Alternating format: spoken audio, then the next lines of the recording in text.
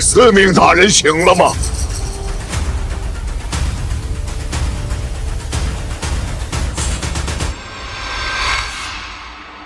吴三，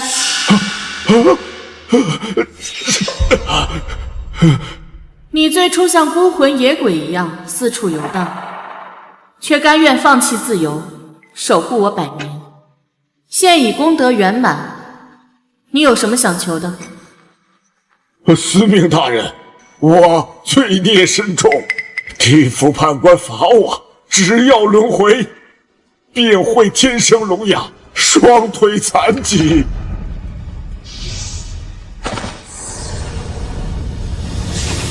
起，去，散。罪孽已消，放心轮回。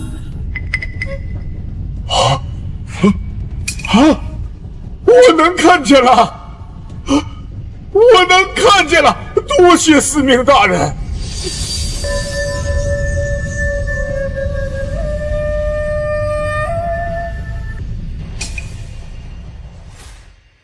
多谢司命大人。人心生恶，贪嗔痴恨，成了喂养邪祟最好的养料。看来我沉睡这100年，人间欲念横流，盗版着地底下的脏东西，为得胃口大了些。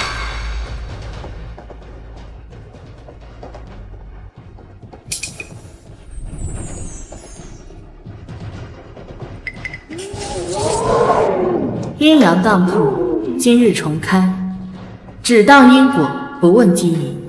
当年我散入世间的那些物件，也是时候物归原主。祝我永镇这邪祟！开门！开门！开门啊！救命啊！救命啊！救命啊！我遇到鬼打墙了！啊！我遇到鬼打墙了！开门！开门！好啊，你怎么不跑呢？当初拿钱的时候，手脚不是很利索吗？我求求你，我求求你，你放过我吧！求求你放过我吧！那事儿真不能怪我，当初我只是把风，主意是强子出的，跟我没关系呀。这镯子我还给你，我没卖，求求你了。冤有头债有主，强子已经死了，你就别找我了。我美吗？当初你们不也觉得我长得漂亮吗？为什么现在都不肯看我？我错了，我错了，我真的错了，我就是个畜生。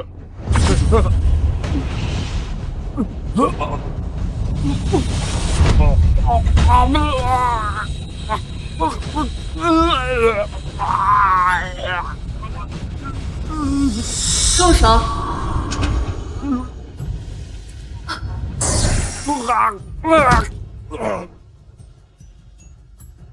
火神仙救命！救命啊！火神仙救命！这镯子你从哪来的？这镯子是我祖上传下来的，是我祖太爷留给我的。他说这镯子有灵性，遇到脏东西能指引我找到条生路。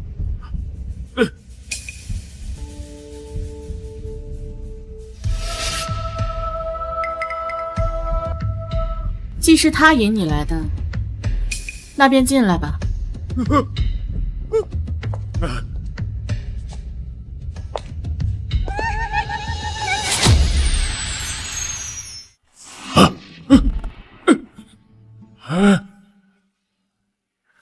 100年已过，你倒是第一个回来。这东西是我当年散入世间，如今借你的手回来，也算了却因果。说吧，求什么？求火神仙救我呀！我就是一个跑客运的司机，这女鬼她非要拉我当替死鬼。当初我在一家客运公司当司机，一辆大巴3个师傅换着开，另外2个，一个叫李磊，一个叫张凯。清明节那天，公司要求加班，我们3个忙完，在终点喝了点酒，才开车往回赶。路过白家口的时候出了岔子，撞到了白娟。我们下车的时候，她已经晕了。那2个混账看人长得漂亮，就起了色心，2个合谋奸污了白娟，然后把晕倒的白娟扔到了路边。可后来听新闻报道，这头有个女人被8匹狼给咬死了，尸体被咬成碎片，一块肉一块肉的叼走。1年后，李磊和张凯都死了。求您一定要救救我呀！我真的没有参与，我连车都没有下。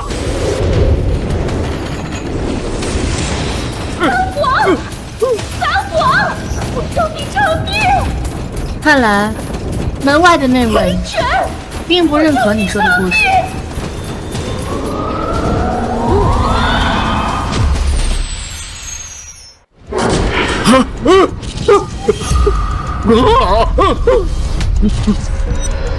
白娟，你别过来！冤有头债有主，强奸你的是李磊和张凯，不关我事。不关你的事。池老板救命！我说过，不度虚言欺世之人。你若有所隐瞒，那便请回吧。我招，我全招。我收了他们的望风钱，可这事儿我真的没有参与啊！撒谎！当初要我是你，见死不救，我和我的孩子怎么会死？这铺子只渡因果，却不救望雨之人。你若执意找死，我也不拦着。救命！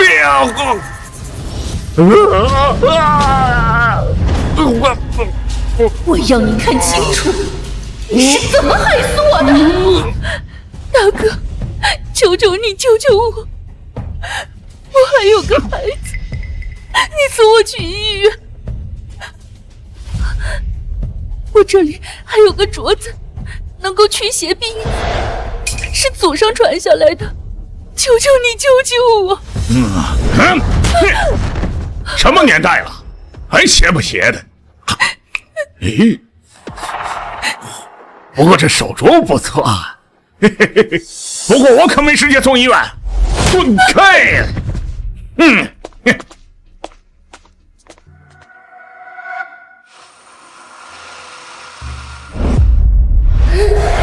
就是你，给我的孩子被野狼啃食！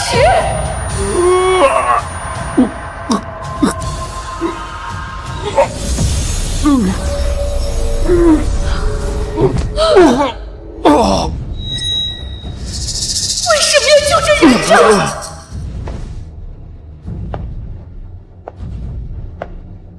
你已在世间徘徊3年，如果继续再造杀业，你和你肚子里的孩子都会死。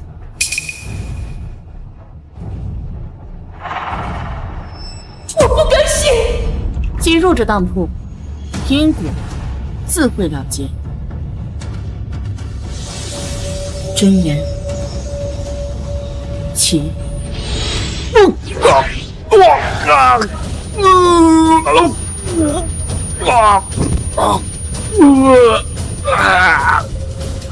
我有罪，我是畜生。从今日起，你将日夜遭受被焚烧之苦，直到你自首，将所有罪行都交代清楚。我要自首，是我害了白娟，是我见死不救，我没有人性。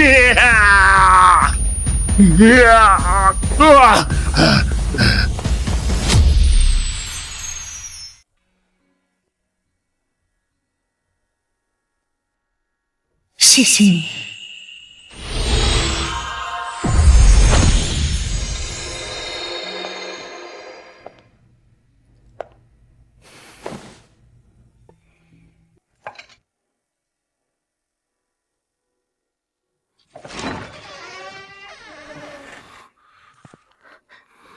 沉默，你确定是这儿吗？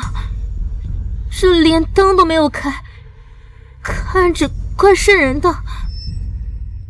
苏姐，来都来了，你放心，我爸是不会骗我的。哦。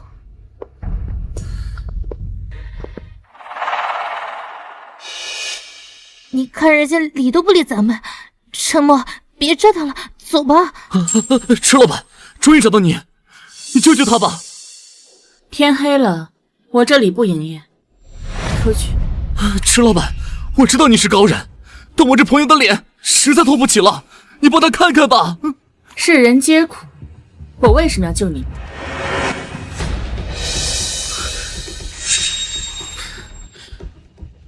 这是祖上传下来的，我爸说过，每当我遇到什么邪乎的事儿，这锁能引我找到生路。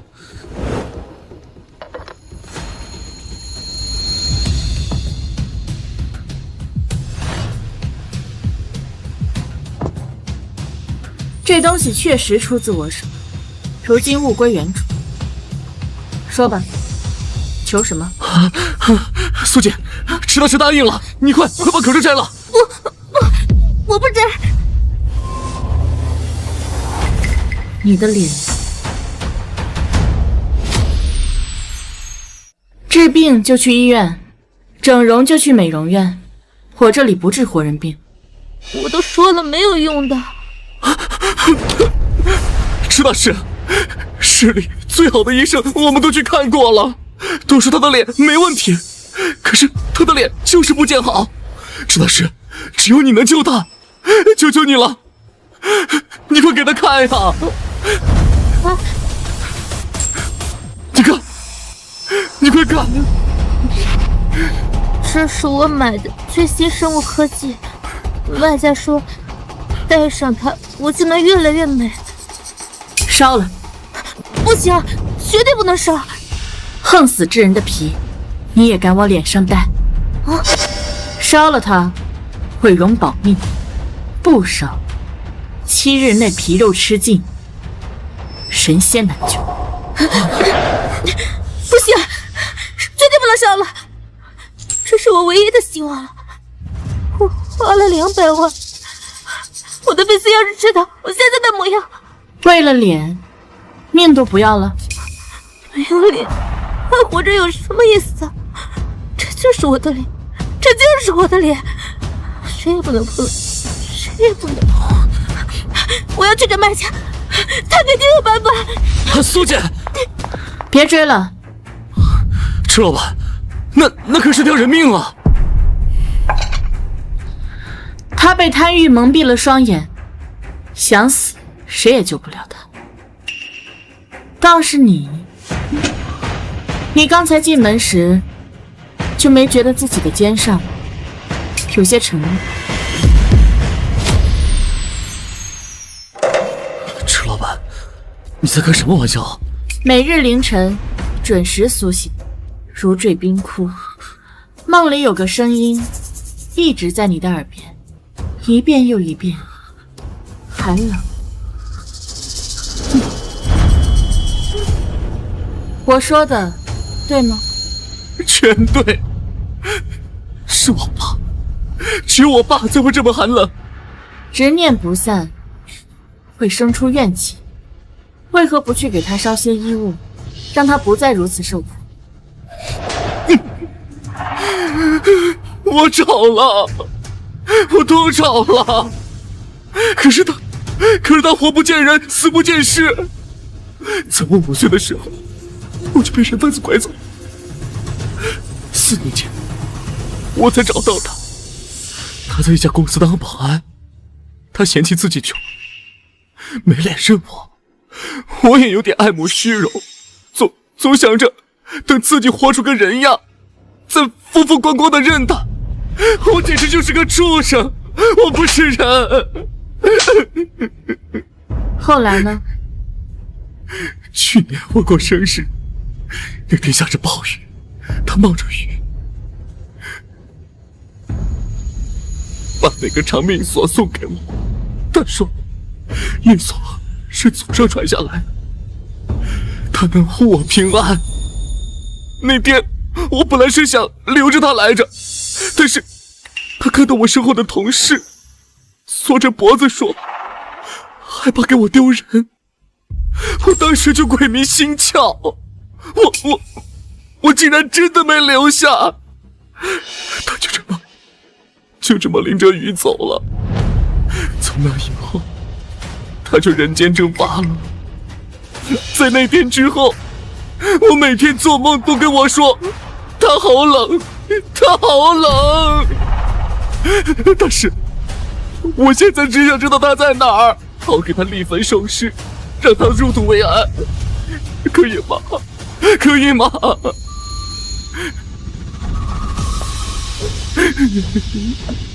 既是他带你来的这里，这因果就算在你的身上，我就帮你了结此事。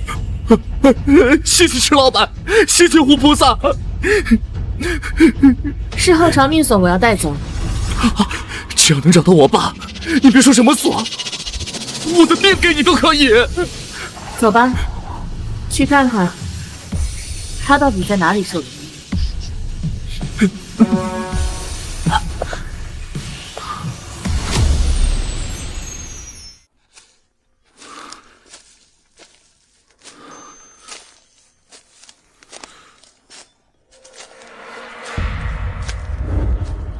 到了，这是哪儿？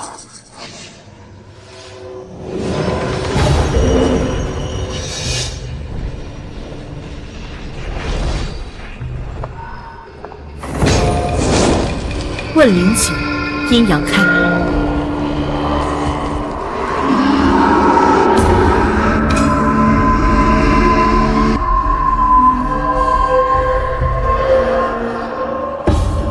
原来如此。石老板，他说什么25年前，你被人贩子拐走，他寻遍全国，散尽家财才找到你。可他怕你嫌弃，只能在附近找了个保安的工作。是，我应该早点回来。你生日那天下暴雨，他将长命锁送去给你。回来的路上，没想到却遇到了泥石流，尸骨便掩埋在此处。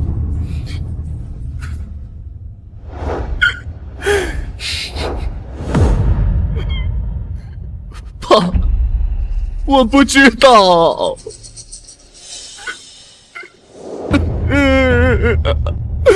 爸，他在泥里窒息的前一刻，嘴里还在念叨你的名字。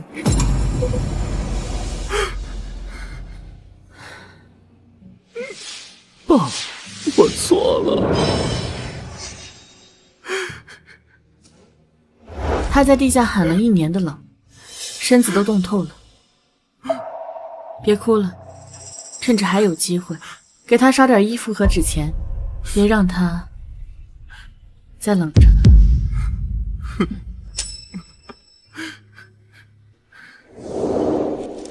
爸，儿子给您送衣服了，您穿暖和点，儿子来晚了。爸，是我爸。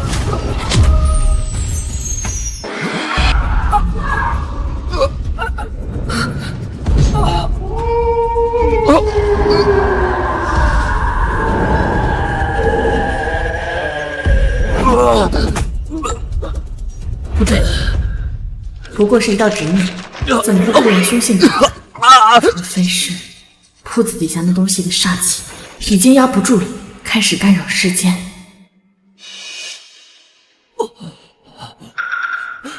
是的是，刚才是不是我爸要杀我？是不是他？那是煞气化成的执念，不是你爸。真正的他，刚才已经感受到你的孝心，散去。散去了。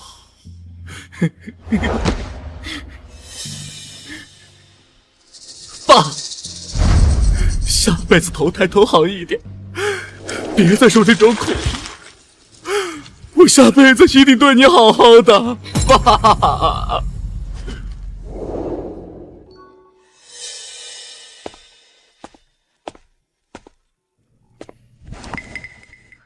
关门。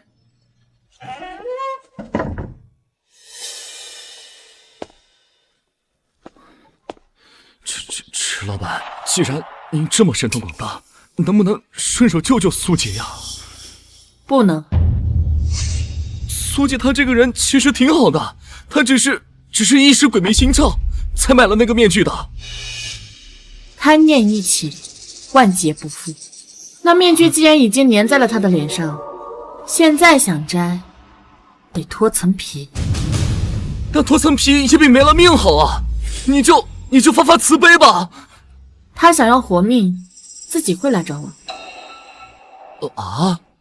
那面具的怨气已经入骨，不出今晚，他就会感受到真正的痛苦。到时候，他爬也得爬过来。可是这到这个点了。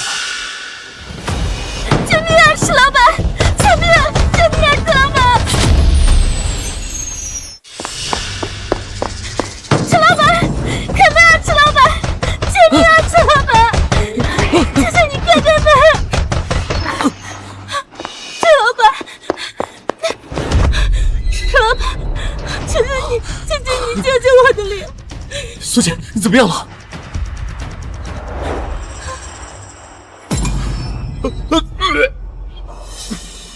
你的脸怎么变成这样了？我说过，面具必须收了，你这样完全是自找的。我没想再用它，可是那个卖家跟我说，这东西一旦用了就不能断，还必须配合他卖给我的养颜盒，每日给他喂指尖血，否则前功尽弃。指尖血？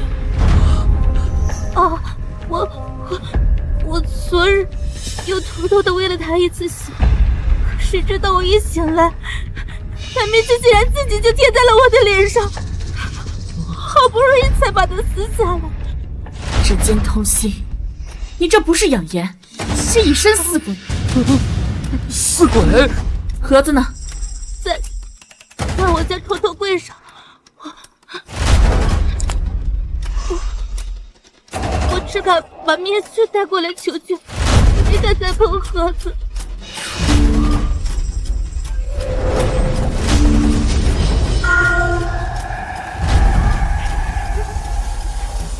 池大师，他不是已经把面具带回来了吗？直接用火烧了不就行了吗？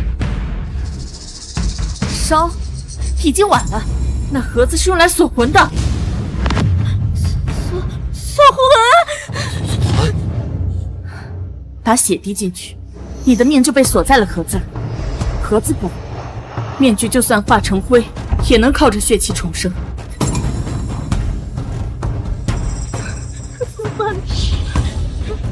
老板，我还不想死。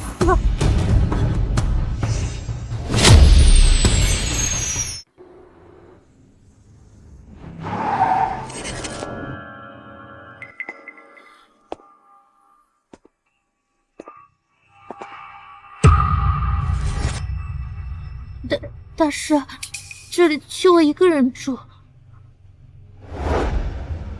东西呢？就在卧室，我不敢进去，我就在门口等你们，行不行啊？想死就自己带着。别，我跟你进去。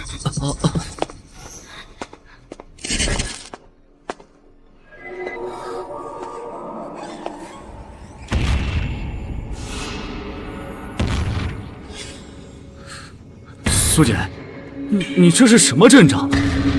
又是铜钱，又是八卦镜的。我发现不对劲后，问过那个卖家，他让我挂上这些，挂上。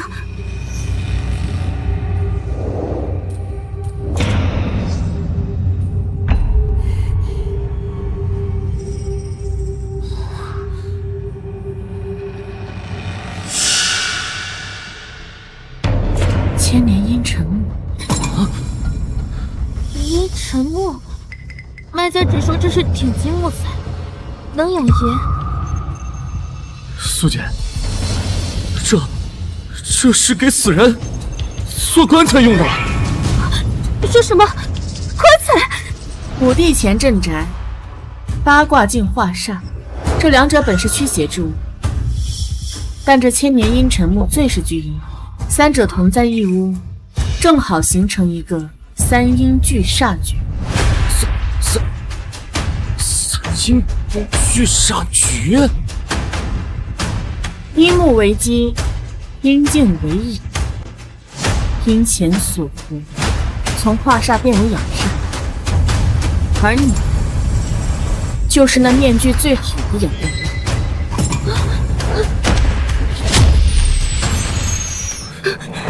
陈老板，之前是我态度不好，求你了，求你一定要救救我！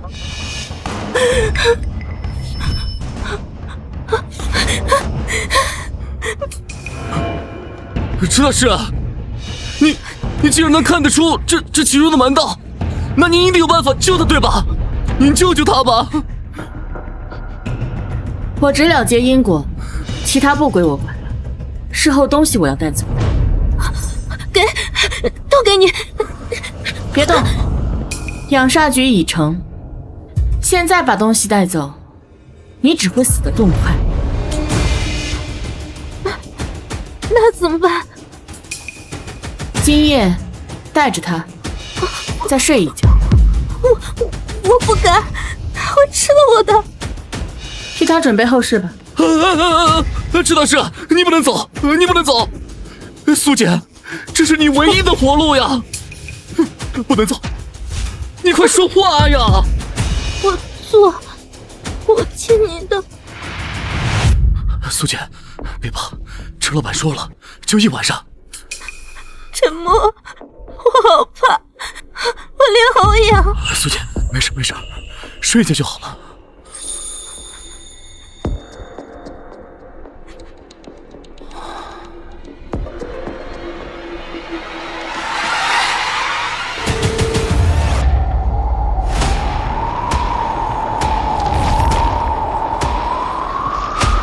怎么这么冷？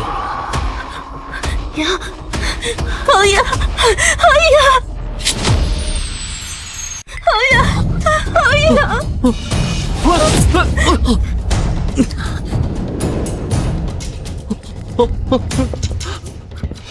陈老板，你终于来了！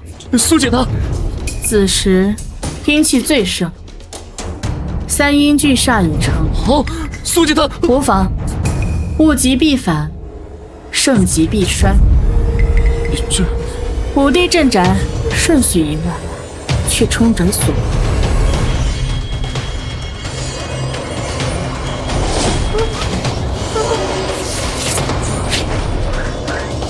镜面反煞，实则是为聚阴。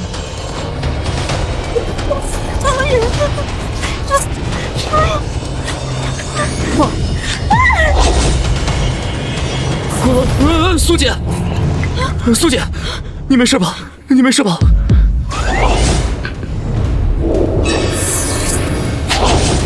三阴局已破，煞气未被冲散，反而更加凶狠。这面具的因果，你还没说全，底下还藏着别的原因。我不知道，我没有隐瞒。陈老板，这中间是不是有什么误会？苏姐她不可能害自己啊！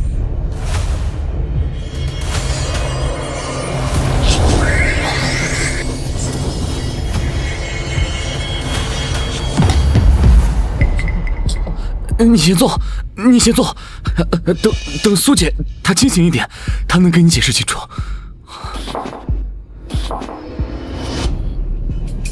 阴沉木做官，指尖血为引，再以三阴局催，拙劣的养煞法。你说，面具是你买的？对，是我买的，这是我花了200万买来的。一般面皮离体即腐，这张却借着血气滋养，跟血管融为一体。融为一体？这也太奇怪了。世上只有一种皮能做到如此，不用缝合，天生契合。你应该知道我说的是什么皮。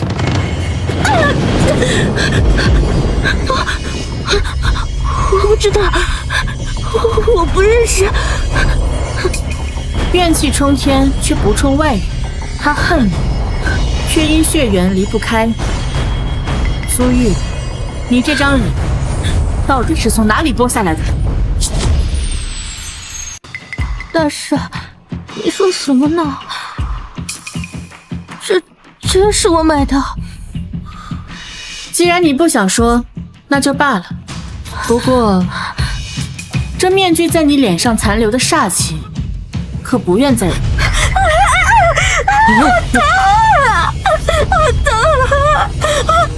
我说，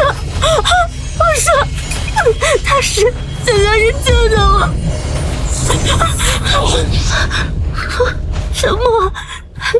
你知道的，我连气都不敢杀，怎么会害人啊？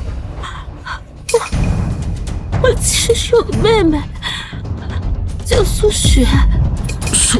双胞胎？苏姐，你怎么从来都没有提起过？她从小就羡慕我长得好看，总想变得跟我一样。前段时间，她还来找我，求我帮她买下那个盒子和面具。她说要用至亲血肉滋养才好，求我帮帮她。我一心软就答应了，可谁知道喂着喂着，我的脸就开始莫名其妙的变丑、溃烂，而她却变得越来越好看。但是我发现她身体越来越虚弱，我劝她收手，可她根本不听。最后她被反噬死掉了。我看着镜子里温柔的自己，和她那张用我的血养出来的脸，所以我才把面具撕了下来。池老板，看来苏姐她也是受害者，她为了恢复自己的容颜，也是被逼无奈啊。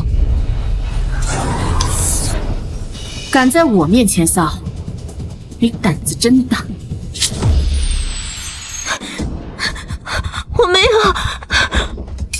我没有撒谎，我说的都是事实。拿着。我拿着。哦，石老板，这里面的东西会不会把我吃了呀？打开。打开。好吧，死就死了。苏姐，我为了你可是豁出性命了！滚开！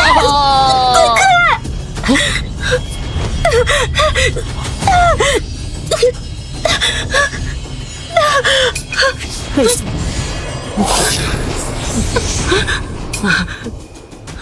苏姐，你骗我！没有，我没有，这些都是误会。误会个屁！这黑血从里面出来，连看都没看我一眼，直奔你就过去了。你说你是受害者，可这煞气怎么就只针对你一个人？他分明要把你生吞活剥了。这分明就是冤有头债有主。苏玉，是你害死了你妹妹，是你把她劈剥了。苏玉，池老板，这怎么了？他不就是苏玉吗？不，我真的不知道为什么会这样。也许是他生前就嫉妒我，所以我才会一直盯着我。苏老板，你这是干什么？苏姐，你就说实话吧，你还没明白吗？在池老板面前撒谎是没有用的。素简，你还没明白吗？这盒子里面煞气都快要关不住了，他最想杀谁，你是最清楚的。不要，别看，别看！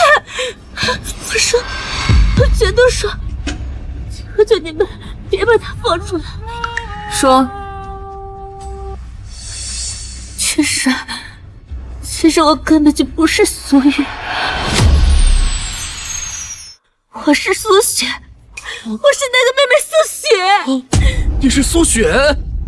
那死掉的那个人岂不是？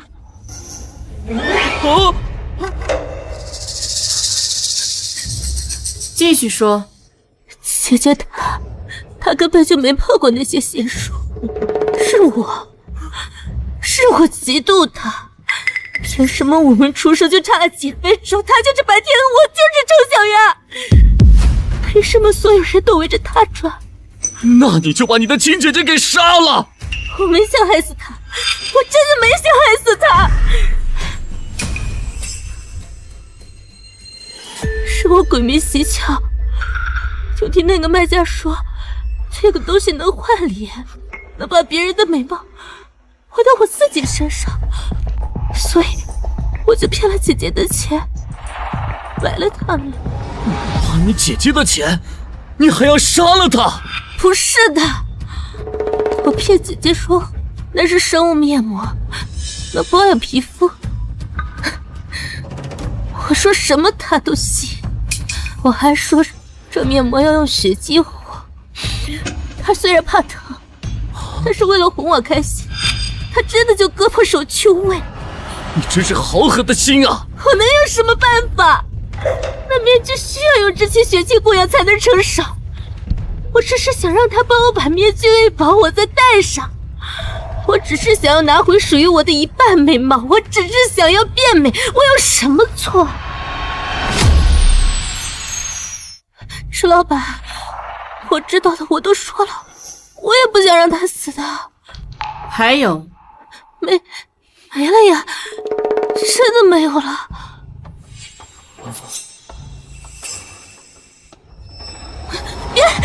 别过来！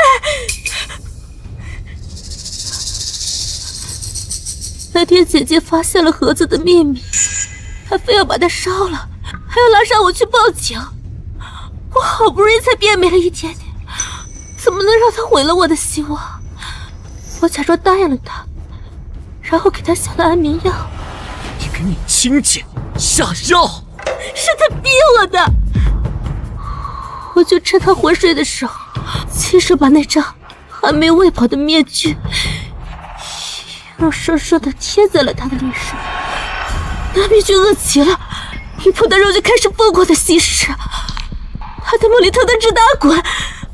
我就在旁边看着，直到她被吸干了最后一口气，她死了，面具也就喂饱了。我就趁热把那个面具连着她的皮一块撕了下来，贴在了我的脸上。从那以后，我就变成了姐姐。你简直就是个披着人皮的恶魔！她是你亲姐姐，你怎么能够下得去手呢？鬼，沈墨，你这个穷人懂事吗？人不为己，天诛地灭。苏玉她一生下来什么都有，美貌、宠爱、前途。我呢，我只能永远活在她的阴影下。这一切都是她欠我的，既然她不愿意给，我就自己抢！抢！你这分明就是蓄意谋杀！我要报警，我要让你给苏姐偿命！报警？我现在就是苏玉，我有着跟她一样的脸，警察能拿我怎么样？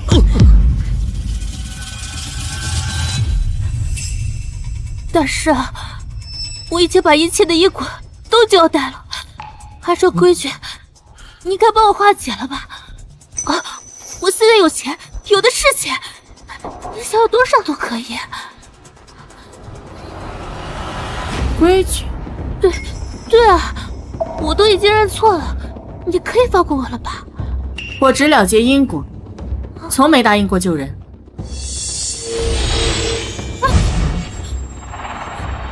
姐姐，我不要！既是你结下的因，这果你自己解。陈默，快救救我！你不是最喜欢苏玉了吗？只要你能救我，我什么都答应你。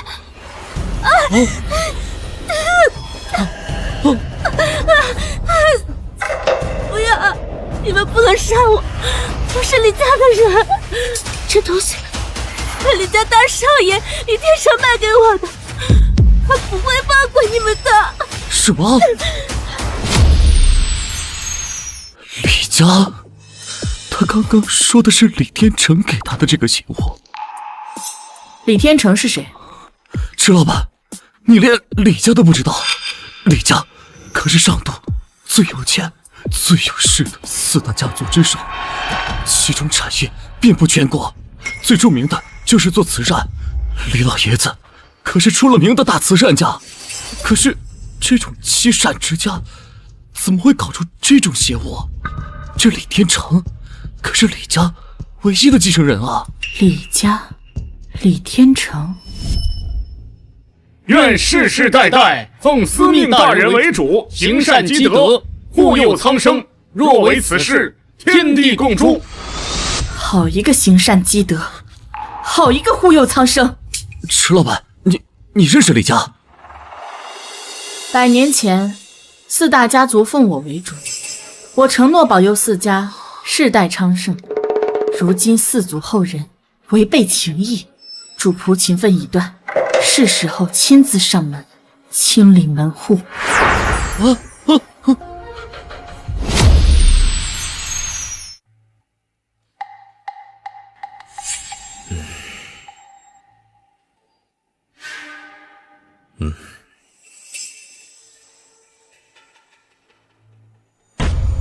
李家子孙正德，率全族祭拜，求先祖庇佑，再登上京之巅。拜！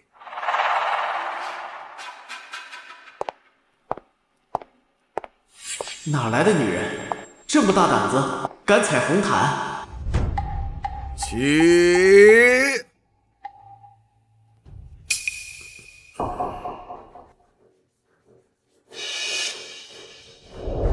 田心，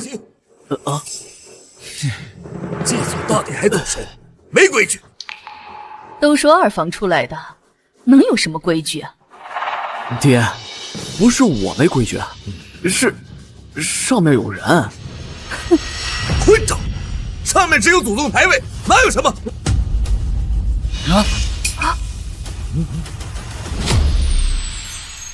哪家不懂事的后辈，跑到李家祠堂来撒野？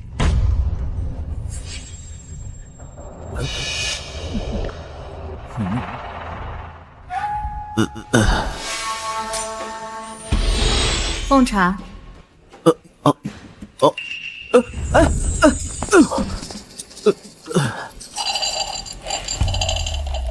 胡闹！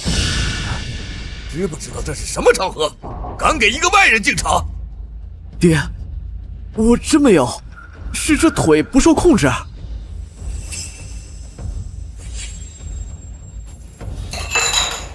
色，你懂个屁！这可是30年份的特供元武龙井。住口！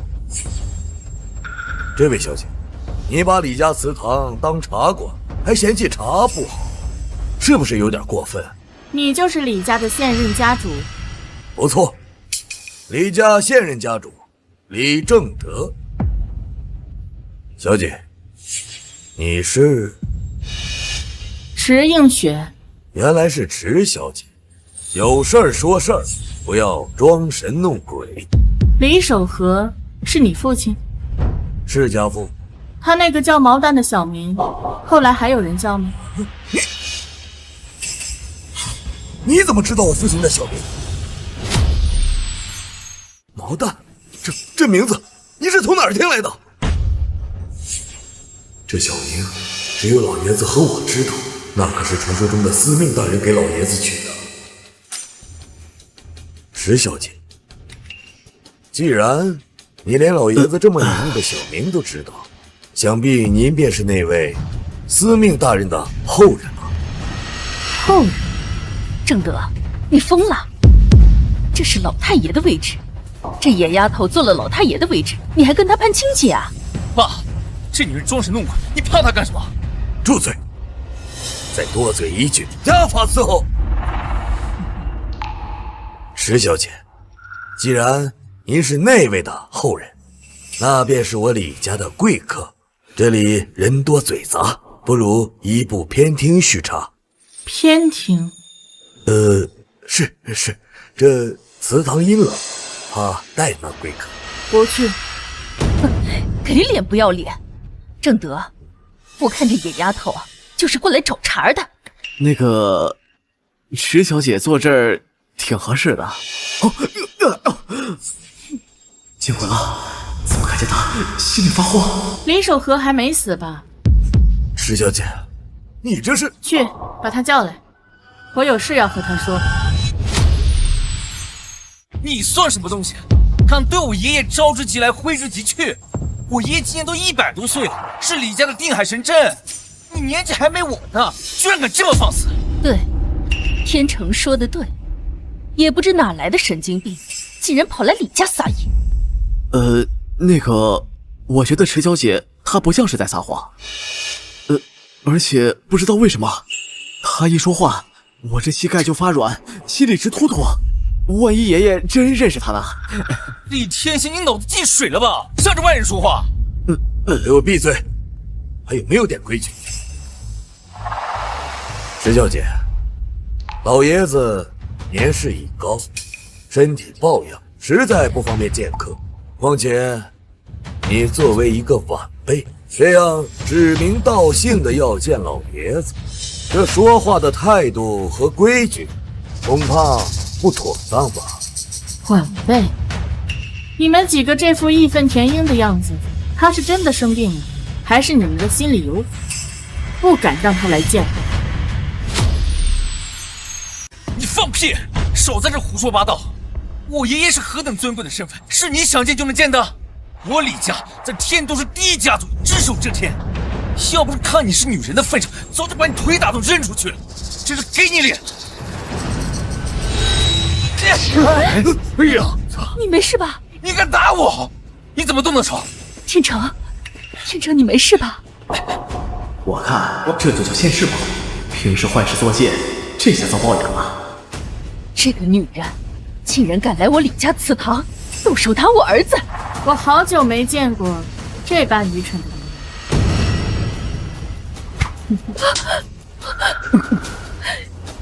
妖女！你这个妖女，你竟然敢动手打我！你知道我的身份吗？我是李家的当家主母，大哥是上京4大家族之一周家的家主。你不要以为你有一点见不得人的手段，在2个家族面前，照样的给我磕头道歉。妈，你跟着妖女废什么话？让舅舅找人来弄死她，让她知道在上京谁才是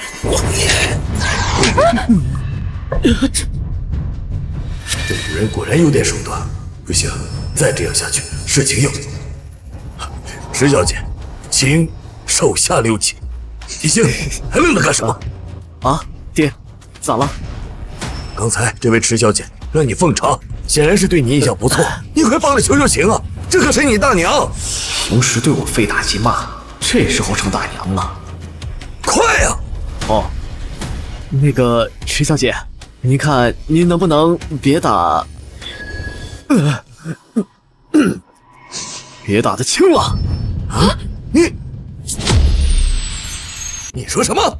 爹，是咱们不对在先，人家池小姐在那儿坐得好好的，大娘一上来就骂人家野种，还要毁人家容。换了我也抽她，自作自受。我操，我疯了！我怎么把心里话说出来了？而且为什么我在她面前就像个降妖宫的狗腿子？逆子啊！你是要气死我吗？李天心，你这个狼心狗肺的东西！大娘，你这话说的就不对了啊！我这叫帮理不帮亲。再说了，你那嘴确实该打，我都听不下去了。确实有点过分。你们这群贱人，我要杀了你！打死你！我掐死你！别打了！哎呀，哎呦，这私生子果然养不熟，反了反了，这李家乱套了。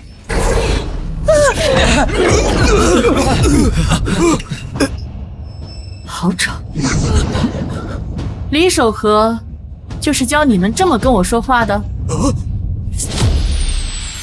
这腿怎么不听使唤了？我就说嘛，让爷爷见他一面不就行了，非得招惹他干嘛？这下老实了。还是看着你们跪着说话，亲近些。池小姐，就因为老爷子身体不便，不方便见你，你就凭借从长辈学来的手段，这样欺辱我等，恐怕不合适吧？当年的小不点最是胆小，没想到他的后人倒是比他威风多了。池小姐，我爷爷毕竟他是100岁老人了，而且平日里没少行善积德，救济了不少人，所以您提起他的时候，能不能留点面子？行善积德，去，把他叫过来。石小姐，老爷子年事已高，神志不清，实在不便见客，有什么事儿你冲我来。我说，把他叫过来。这女人深不可测，既然她非要找死见那个老东西，好，既然你执意要见，我去请便是，我去请便是。去。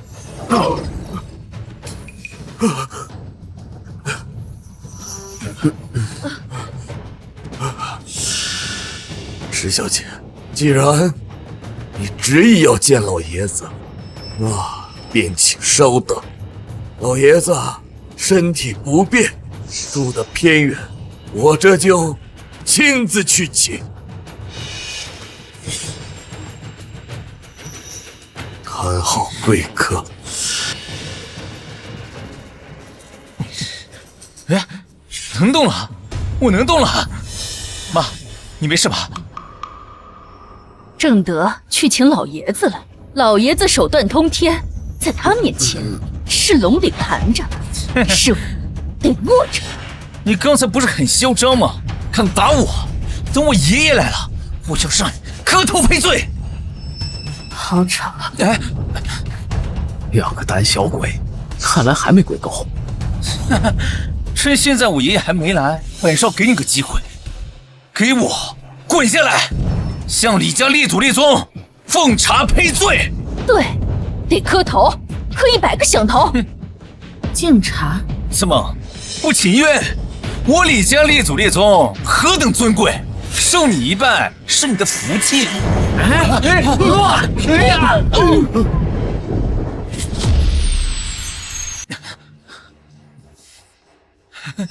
听见没？天雷是我李家的列祖显灵了，老祖宗他发怒了。没错，连老祖宗都看不下去了，你这个妖女，大祸临头了。祖宗在上，李家子孙天成，今日一定将这个不知天高地厚、冒犯李家尊严的女人磕头敬茶，用以赔罪。听到没？还不给老祖宗敬茶磕头，不然小心这雷呀劈死你！池小姐，这雷确实有点邪门，好汉不吃眼前亏，要不咱先敬一个，意思意思得了，别跟那啥过不去啊。这茶他们受不起。受不起！荒谬之极！我李家立祖100年，底蕴深厚，祖宗牌位受万人香护，怎会受不起你区一个黄毛丫头的一杯茶？天成，别跟他磨叽，他不敢敬茶，就是心里有鬼，叫人把他腿给打断，扔出去。听到没？这茶你不敬也得敬。罢了，就用这茶。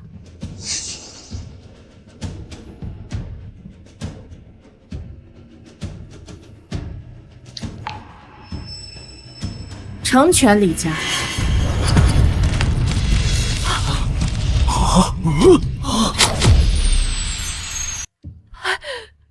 牌位裂了！裂了又如何？这牌位供奉100年，木头分化刚裂也是正常的。没错，肯定是刚才那道雷震断了房梁，恰好这老木牌裂了缝。这可是千年紫檀木，雷都劈不开。你们管这叫风化，分明是祖宗在害怕。闭嘴！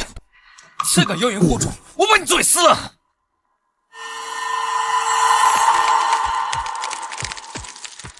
牌位怎么裂了？住手！你对祖宗牌位做了什么？这茶究竟李家今日足消运散。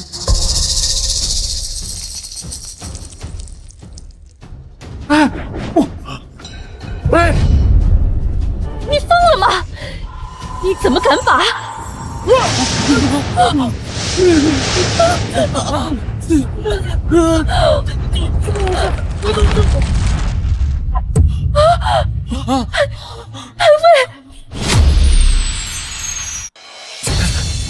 全断了！怎么可能全断了？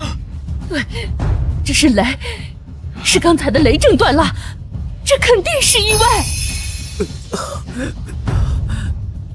池小姐，您该不会真的是老爷子说的那个司命大人吧？闭嘴！什么狗屁司命大人，都是那些老人拿来骗小孩的，脑袋被驴踢啊你！没错，是这祠堂年久失修，这就是巧合。还有你，装神弄鬼，你不是说足消运散吗？看看我，少一根头发了吗？我李家依然是上京首富，你的诅咒呢？啊！不会让你失望。装，再装！我刚刚收到消息，集团股票涨停，1分钟就是几个亿，想扳倒李家，下辈子吧！哥，话别说太满。乌鸦嘴，不闭嘴！不好了，大少爷，大事不好了！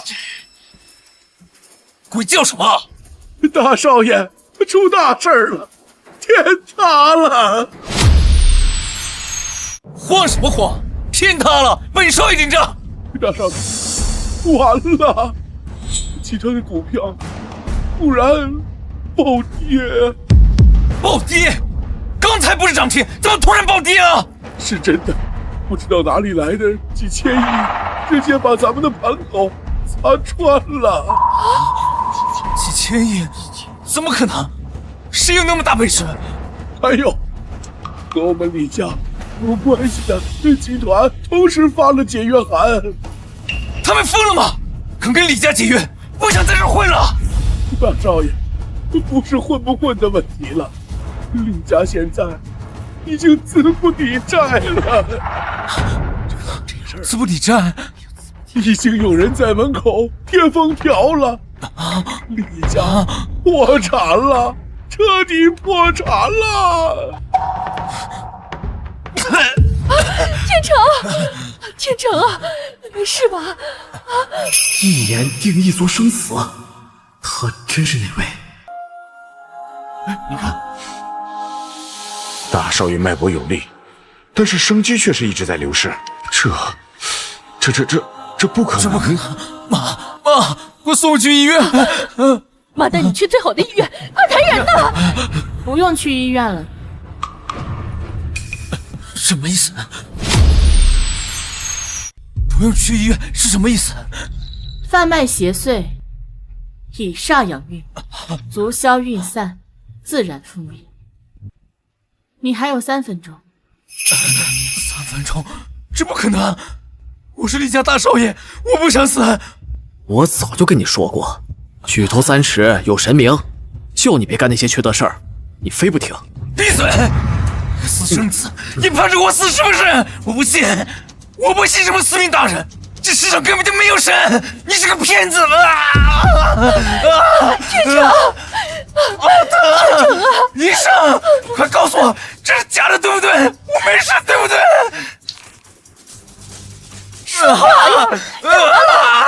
太太，大少爷他的脉搏好像被截断了一样，照这个速度，恐怕活不了1分钟。天成，只能只有1分钟了。他说的都是真的。难道他真的是那个传说中的？不，我还不想死。石小姐啊，不，司命大人，我知道错了，是我有眼不识泰山，求求你放过我。错了，我看你是知道自己要死了。对，悔过，我愿意悔过，我有钱，我可以都给他们。求求您放过我，我生生世世都供奉您，给您做牛做马。妈，跟我一起求求司命大人。司命大人，我求求你给我儿子一个机会，我就这一个儿子，他还年轻，是李家的希望，你要快去怪我吧，拿我的命换他的命，我求求你。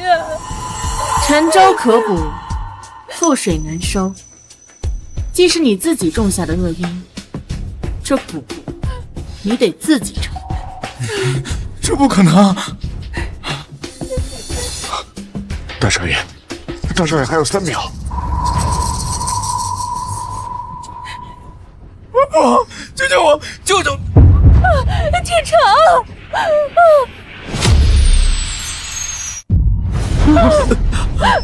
真的死了！说3分钟就3分钟，1秒都不差。我的儿子！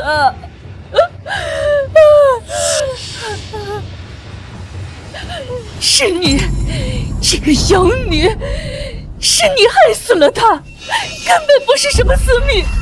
司命大人，我有李氏100年，他怎么可能看着天成去死？你是假的，是你这个妖孽来祸害李家，愚不可及！你们还愣着干什么？他杀了大少爷，给我杀了他！大娘，别闹了，这可是连祖宗牌位都能震碎的主，谁敢动？你们都怕他是吧？好，我有证据证明他是假的。管家，去把老爷子器物拿进来。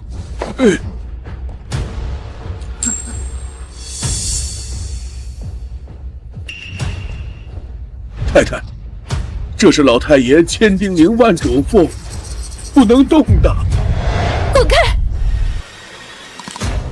这里面装的可是100年前老太爷亲手雕刻的，老祖宗见过真人，这木雕就是铁证，只要我拿出来对比，你这个冒牌货就得现原形。这是李守和雕的，你还敢抢老太爷的名分？等我拿出来，我看你怎么装！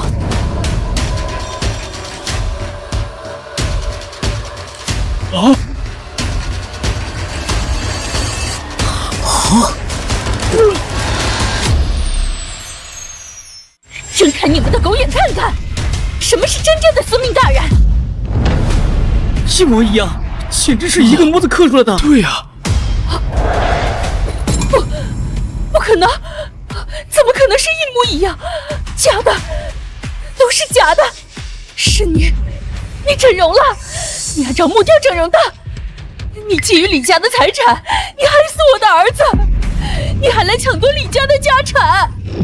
大娘，这木雕一直锁在保险柜里，谁能照着整啊？假的，我不信，都是假的，我要毁了它！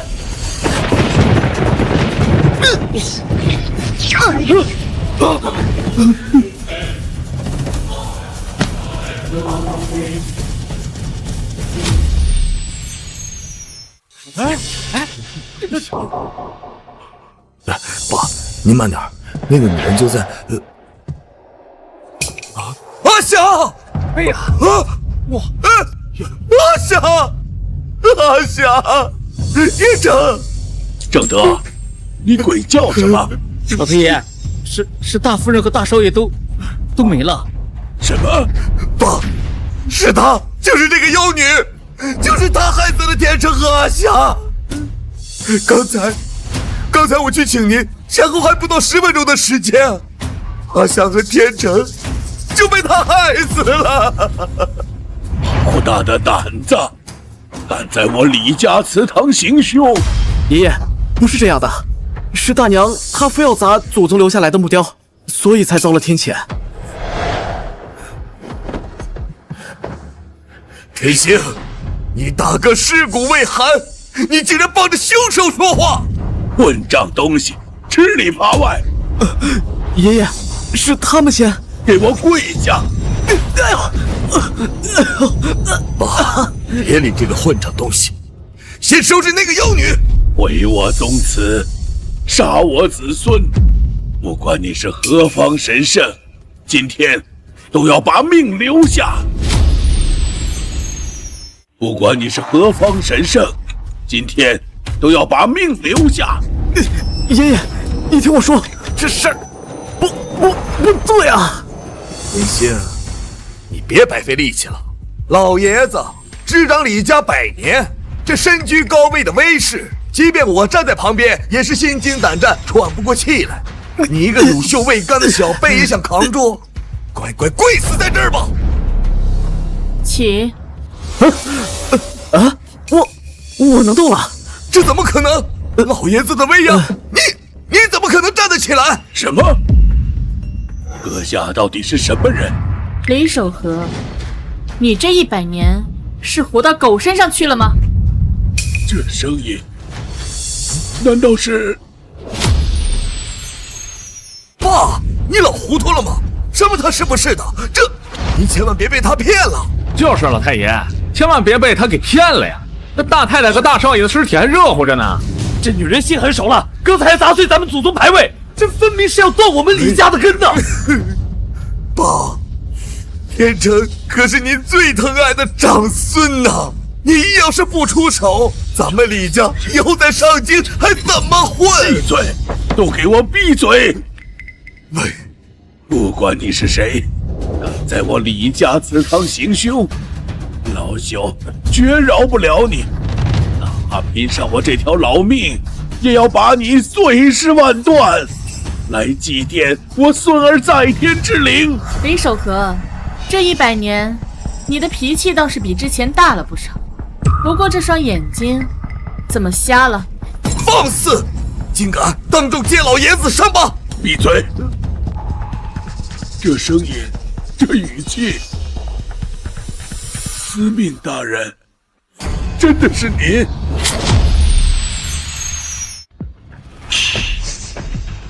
司命大人，真的是您吗？您终于回来了吗？走开！毛蛋，近前说话。毛蛋，有100年没有人叫这个名字了。你这双眼睛是怎么瞎的？老朽无能啊，前几年大病一场，就看不见了。大病？我看是有人不想让你看见这满家的污秽的。你胡说什么？也罢，既然我回来了，这双眼便还给你。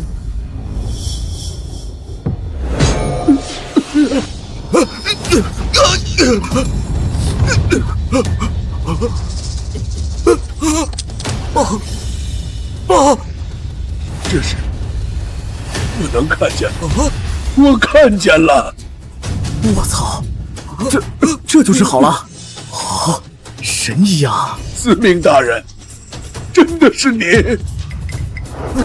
老奴李守和叩见主人。你们都聋了，全部给我跪下！爸，他是杀害天成的凶手，你还让我给他下跪！混账东西，在司命大人面前，李家的脸面算什么？你要是不下跪，我现在就把你从族谱除名！我跪！司命大人，怪老奴教导无方，养出这群有眼无珠的畜生，冲撞了您呐！那个司命大人，我爷爷小时候就认识您，您那时候就长这样，那您今年得多大？我去，李天星你找死啊！人的年龄是禁忌，人的年龄被问出来，会不会直接被雷劈死啊？司命大人，100年来我李家上上下下谨记您的教诲，行善积德，不敢半分懈怠呀。不敢懈怠？那你说，你为何用邪术续命？邪术续命？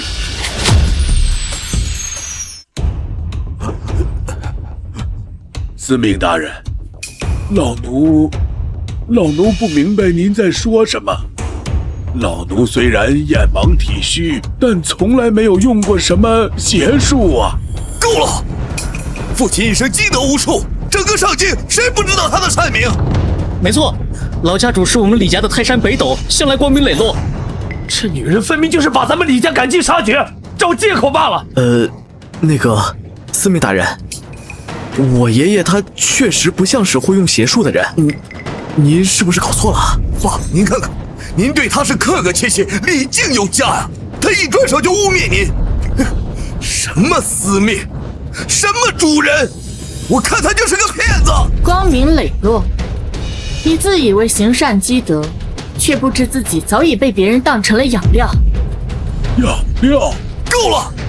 你今日在我家祠堂大放厥词，还污蔑我父亲清白，我就是拼了这条老命不要，也要让你知道我们不是好惹的。既然你不死心，也罢，今日便让这满堂蠢货看明白。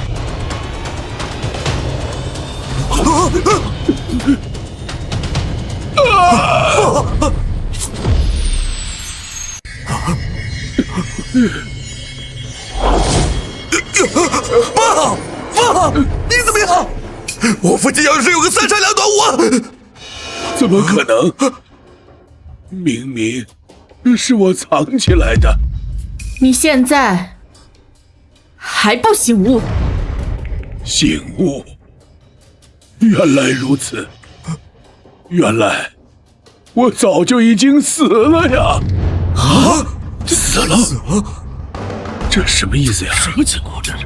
司命大人，明鉴呐！5年前，您赐予我们李家麒麟玉坠，突然滋生邪气，不仅不护佑我李家，反而开始吞噬族人的气运呐！我不敢声张，怕毁了先祖留下的念想，更怕邪气外泄，祸害子孙。我便想将其藏起，不孝子孙守和啊！愧对各位先祖。父亲，当年你传我镇族玉坠，让我遵守祖训，看好家族。儿子如今却被邪术操纵，我让您失望了呀！我是个罪人。哇，林子，啊！司命大人，爷爷他真的早就死了。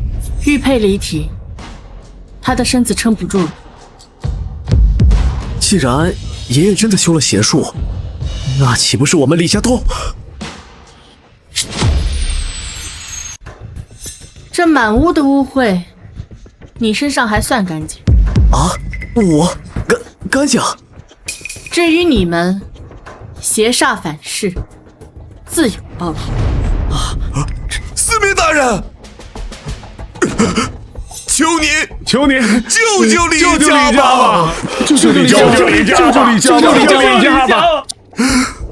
司命大人，李家已经破产了，天成也死了，就连老爷子也走了，李家已经遭到报应了呀！司命大人，我们还不想死，求你开恩呐！求你开恩呐！我们都是听命行事，不知道老爷在害人，罪不至死啊！司命大人，求您看在李家先祖曾为您为奴的份上，高抬贵手，给李家这仅剩的一点血脉留条活路吧。活路？想要活命，就别把我当傻子。再给你一次机会，想好了再说。司命大人，既然您都看出来了，那我也不敢再瞒着了。我也想做个好人啊，可是父命难违。起来说吧。谢司命大人。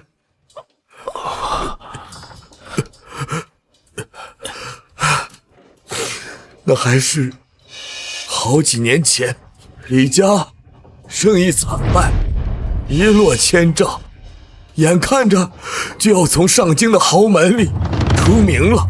老爷子心急如焚，整夜的睡不着觉，身体眼看着也是一天不如一天，甚至咳血。他是为了整个家族才动了歪心思。老太爷，怎么可能？怎么不可能？老太爷当时身体一日不如一日，甚至咳血。他是怕如果自己一走了，整个李家就都散了，他才走火入魔呀。不对啊，爹，5年前那时候我还在家呢。我记得爷爷那时候身体挺硬朗的，每天早上起来能打2套太极拳，每顿能吃2碗饭呢。哪有什么可写的？哪有什么身体不行啊？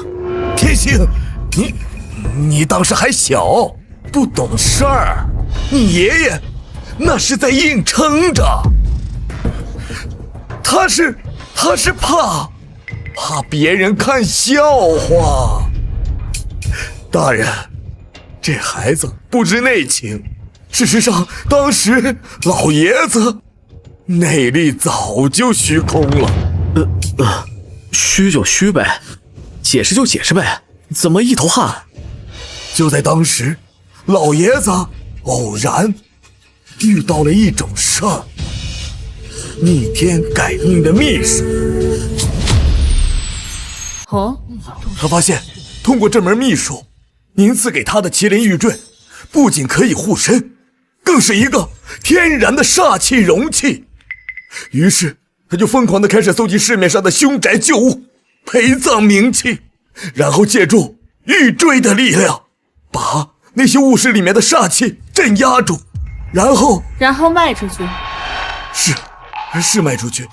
他把那些镇压了煞气的物件包装成可以转运的法器，再高价卖给那些急需转运的富商、明星。那些人买回去，煞气入体，轻则破财，重则丧命。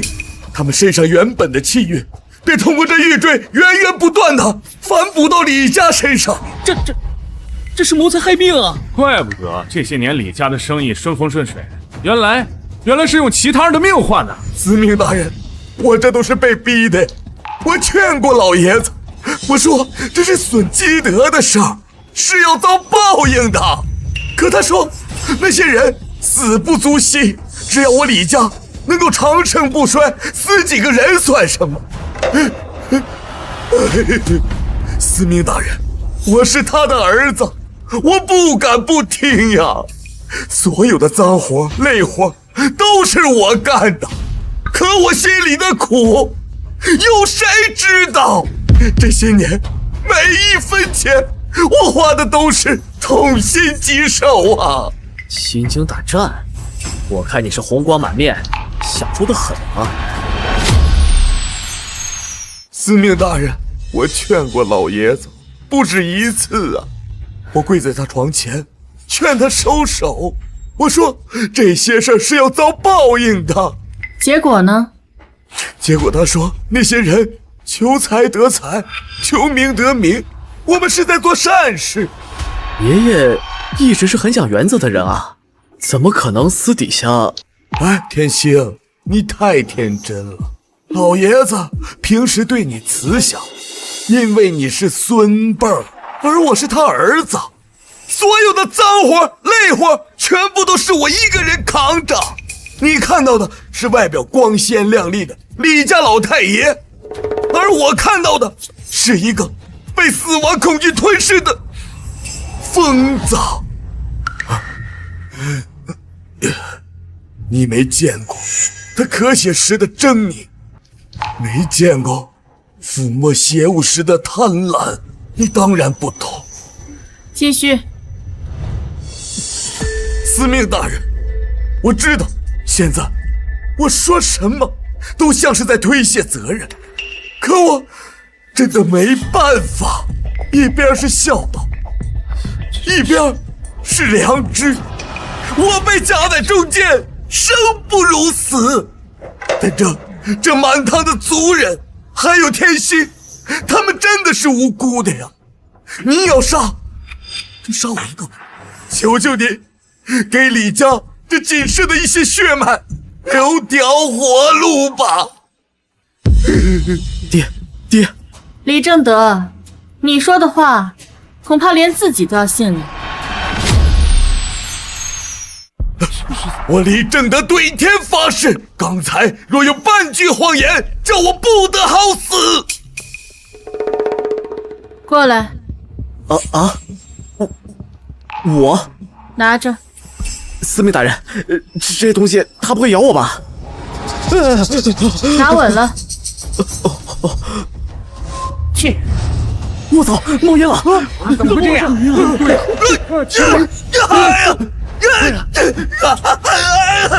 别过来！这什么鬼东西？爹，你在撒谎！快救我！你刚才口口声声说是爷爷利用玉坠修炼邪术，用他人生命力来给自己续命。如果玉坠的主人真的是爷爷，那爷爷现在魂飞魄散了，这些无主的气血应该消散才对。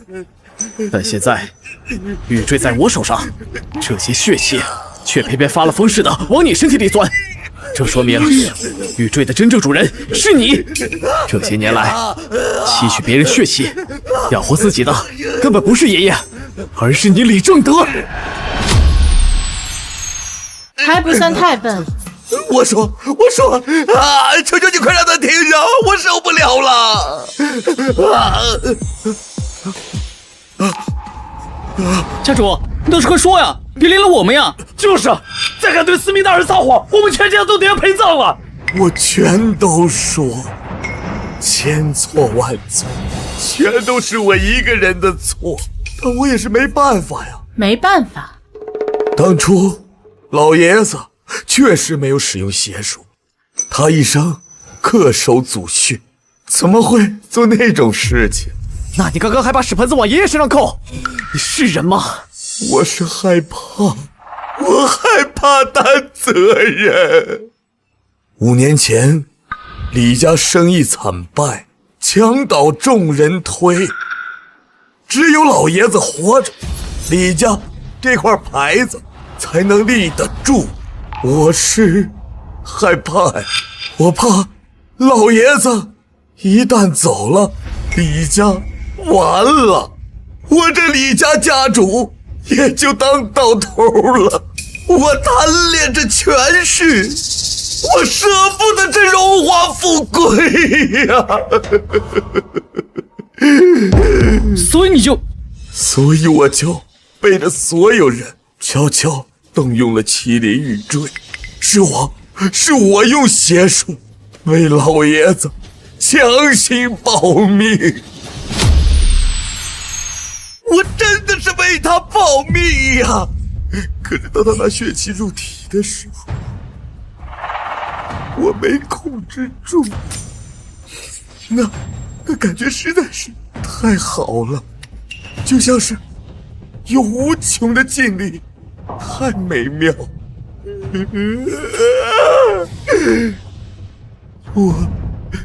我就吞噬了大部分的血气。老爷子被我掉了一条命。继续说。没了，真没了，我全都说了。那李守和的眼睛是怎么瞎的？爷爷的眼睛不是病吗？啊？难道我真的不是我想害他呀！是他逼我的。老爷子实在是太精明了，没有几天，他就发现自己身体不对劲，接着他就发现我动用了御阵。那天晚上，他把我找到跟前，他指着我的鼻子骂我，说我是畜生，说要废了我，要把我赶出李家。我跪在地上磕头求他，可是他不听，他还要拿拐杖打我。所以你对他动手了？不，我真的不是我想害死他呀，我没想害死他，我只是害怕他看见，只要他看不见，他就不知道我做了什么事情。我在参汤里放了一点点药，我只是想让他视力变得模糊，想不到他全瞎了。我是为了尽孝啊，只要他看不见，我们父慈子孝，我就还是他的好儿子。全上京的人都夸你是大孝子，说你为了照顾爷爷衣不解带，没想到这一切都是你装的，简直是个畜生！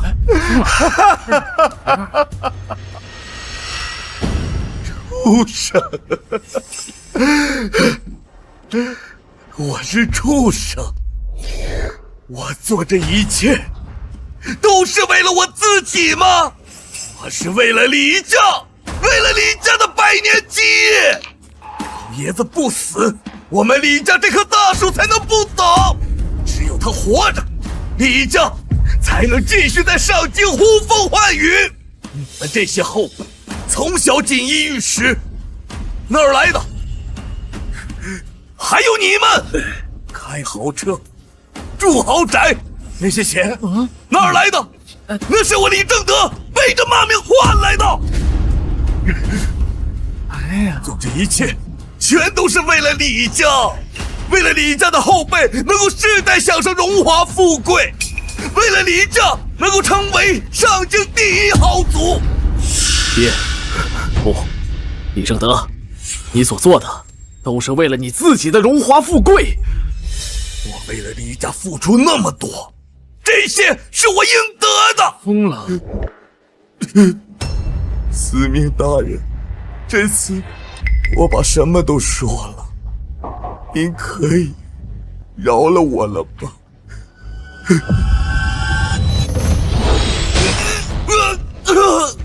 为什么？我把一切都交代了，你还要害死我？怎么了？对不起啊！我不甘心！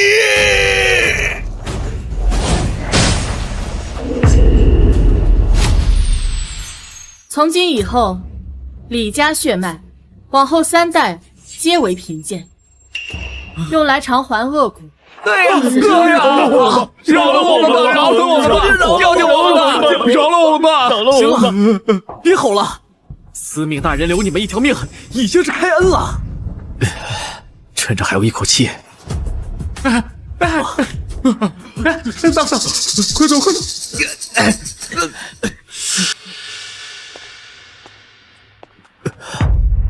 司命大人，我身为李家子孙，虽然是私生子，但也流着李家的血脉，该我受的惩罚，绝不逃避。起来吧。李家虽造业100年，但却非毫无积德，最后这点祖德，全都落在你的身上了。我就知道，好人有好报，我就知道我不喝血是正确的。司命大人，您看李家现在也没了，我能不能跟着您呢？虽然我没什么本事，但是我能跑腿啊！我能给你拎包。我还是一个正义感爆棚的富二代，不，现在是富二代了。您能不能收留我呀？我怕我一出门就被那些亲戚打死。茶凉了。喝茶？现在都什么时候了？李家倒了，动静这么大，剩余的3家肯定该闻着味儿找来了。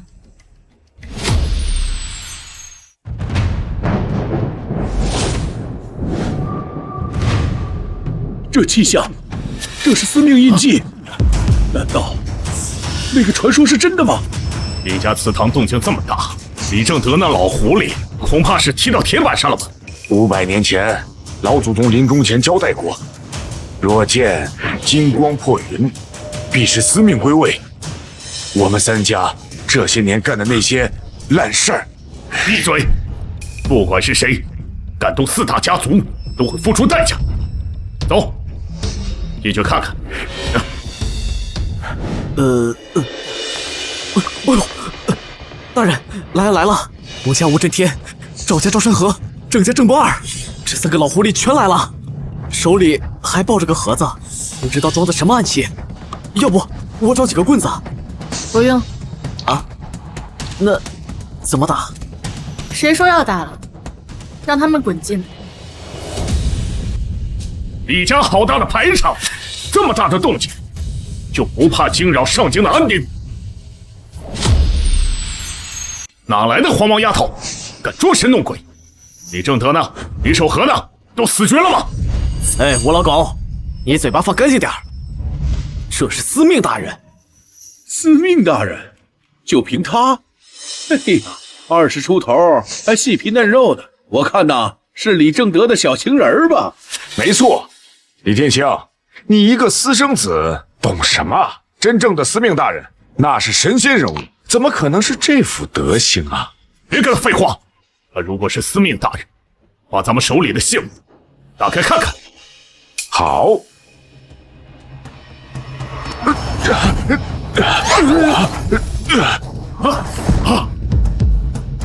这天如夜，乃是100年前司命所赐，只有玉珍珠才会冥想。若是假的，你今日必死无疑！啊，这怎么回事？这些小东西还认得？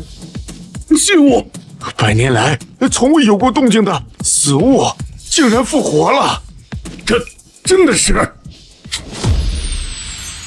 真的！吴家第11代传人吴震天，拜见司命大人。司命大人，我们有眼无珠。大人，郑家郑不二此次带信物前来归还司命大人，请让司命还请原谅。我操，这变脸速度比我翻书还快啊！这几个老东西平时在上京横着走，现在跟孙子似的。收回去。你抬起头来。司命大人恕罪，老朽是被李家意下吸引，担心有人冒充大人行骗，没有冒犯之意。吴震天，你的演技可比李正德强多了。司命大人，何出此言？李家的邪术是你教的。司命大人，冤枉啊！我们4大家族同气连枝，我怎么可能害李家？李家遭难，我心如刀绞。老赵、老郑，你们说是不是？咱们4家上百年的交情，我吴震天是什么样的人，你们不清楚吗？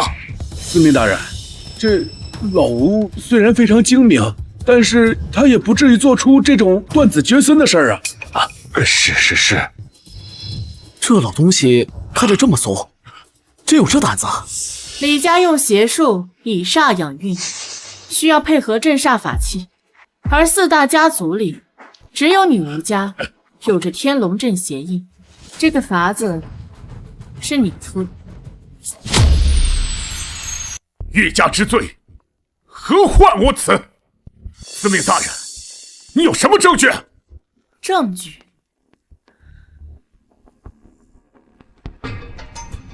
你搞错了，我不是来问罪的。不好，还不说？没错，就是我，是我教李正德那个活该的。你混蛋！为什么？我李家跟你有什么仇？什么仇？我这是为了天下苍生。呸！害人还为了天下苍生？你脑子有病吧？自司命消失后，邪祟四起，你们三大家族只顾着自己享乐，谁管过人间疾苦？我就是要控制李家，我要把四大家族捏在手里，才能镇压这人世间的越来越多的邪祟。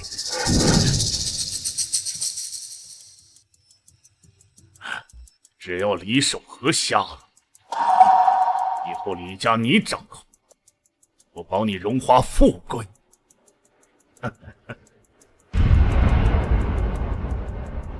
这真的不会死人？放心，只会让他看不见。李守和那个老顽固，满口的仁义道德，他不瞎，不受控制，我怎么实施我的计划？老吴，你疯了？你要吞并我们吗？吞并？我是要带你们一起做一番伟业啊！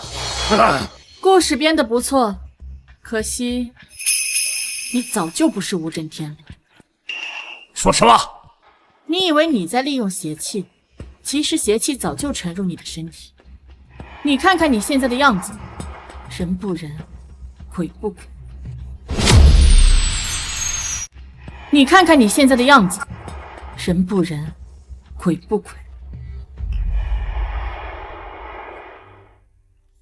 不，我明明是为了能……煞魔，别装，被你看穿了。这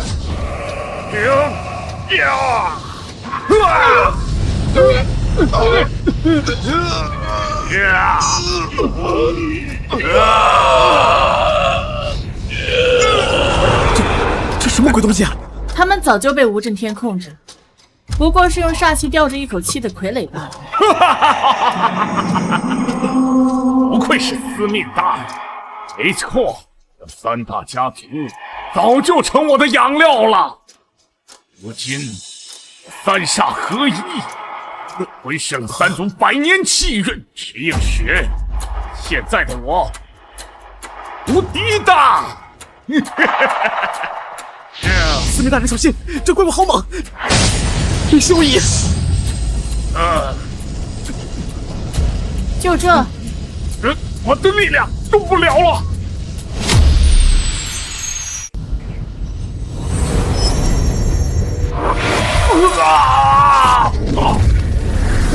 我是无敌的，放开我！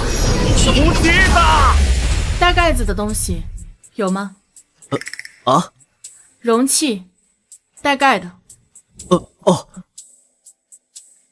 呀，这个行吗？这是我娘留给我的遗物，说我胃不好，不要吃硬的。品味挺独特。